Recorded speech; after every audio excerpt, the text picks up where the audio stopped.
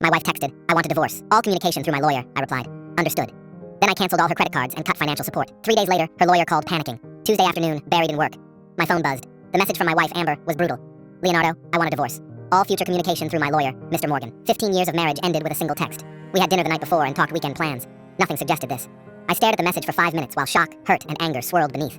But cold clarity emerged. She set the terms, lawyers only. I replied, "Understood." Practicality took over since legal channels meant informal arrangements were void. She had supplementary cards on my accounts with authorized user status, not joint ownership. 30 minutes of clicking, credit cards canceled, monthly allowance stopped, Netflix and Prime logged with passwords changed. The car she drives is leased in my name, and her gas card was tied to the canceled credit card. Not revenge, just accepting the new reality she dictated. Her lawyer's details arrived an hour later. I forwarded them to Miss Luna, the best divorce attorney my colleague recommended. Went home to an empty house she'd packed while I worked. Friday afternoon, unknown number calls. "Is this Leonardo?" Sharp voice speaking. "This is Mr. Morgan. I represent Amber. My client is experiencing difficulties. Her cards declined. Funds cut off abruptly." I kept my voice level. "Mr. Morgan," my wife demanded divorce Tuesday, stating all communication must go through you. I complied. Informal financial arrangement ceased. Long pause. "She needs funds now. Accommodation. Accommodation. Where is she staying? You acted in bad faith, cutting her off without warning." "Mr. Morgan, my wife ended our marriage via text and established the lawyer's only rule. Financial support will be determined legally, not by frantic calls over declined cards. My client seeks emergency financial relief. Her prerogative. Direct all filings to my attorney, Miss Luna."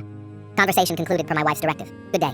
Heart pounding as I hung up. She wanted cold and legal. She's getting it exactly within hours. Amber's best friend, Haley, called. Furious. "What the hell, Leonardo? Amber's on my couch. You cut her off completely." Haley Amber demanded divorce via text. Lawyers only. I respected her wishes. You know she barely works. How can she survive? She hired a lawyer before talking to me. Process she chose. This is cruel after 15 years. Following her exact instructions. Would have discussed things amicably if she hadn't nuked our marriage via text and immediately lawyered up. "She'll take you for everything." Haley spat. "She can try. Everything goes through legal channels now." The emergency support hearing came 3 weeks later. Amber looked stressed, avoiding my gaze. Mr. Morgan argued she was destitute, victimized by my actions. Miss Luna calmly presented the divorce text and bank statements showing I'd canceled supplementary access after receiving divorce demands. Proof I still paid mortgage, utilities, insurance. The kicker. Evidence of Amber attempting to drain a forgotten joint savings account with $500. Trying to work around the legal process, she demanded. Judge wasn't buying the victim narrative. Asked Amber directly why no prior discussion before texting divorce demands. She mumbled about being intimidated. Judge seemed skeptical. Result? Temporary support ordered closer to our figure than their astronomical demands. Enough for basics, not funding her old lifestyle. They tried dirty tricks after that. Anonymous complaint to my HR about instability. Quickly dismissed. Amber's mother called crying, trying emotional manipulation. Same response. Lawyers handle everything. Car became the next battlefield. She couldn't qualify for lease takeover. Refused to return it. Deadline passed. Informed leasing company I wasn't paying. Car repossessed from Haley's place. Financial discovery revealed the surprise. Amber had hidden savings accounts and inherited stocks worth more than claimed. While screaming about my bad faith, she'd been concealing assets. 6 months later, divorce finalized. Assets split nearly 50-50. Slight edge to me due to her hidden assets. 2 years limited spousal support. Significantly less than demanded.